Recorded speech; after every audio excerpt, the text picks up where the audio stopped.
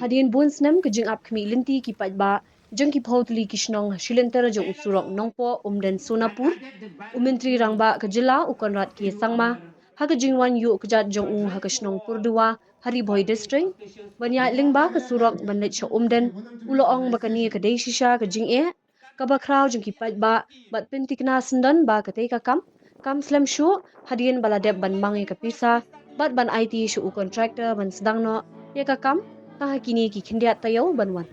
Nakaliang umentri rangba, ulapin pauru bekipat ba menta, kidon hapedeng gejing so asat. Henry ulah kerpat ru shikipat ba, bekidi banlong ki bayai syak shipor, hadian babun senem kilamat jing e, daga bapin tiknaru, batang hapok Khyndiat Taiew an sedang no eketai kakap.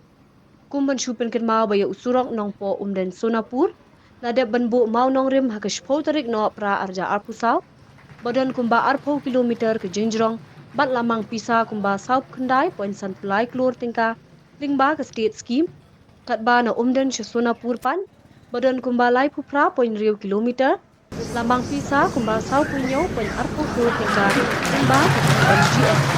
Road is something that has been a big issue and a big problem for the people living in this region. Government of Meghalaya from the state's own budget has sanctioned close to 50 crores now. The work has already been awarded to the contractor.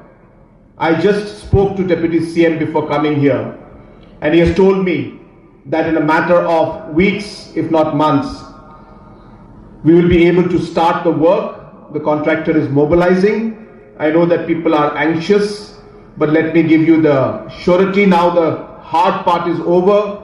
Sanction has been done. The work tender has been allotted and we expect the work to start very fast. I will personally monitor the situation myself. We need to have some bit of patience. Patience is important in life, but we will now ensure that this particular road is completed at the earliest.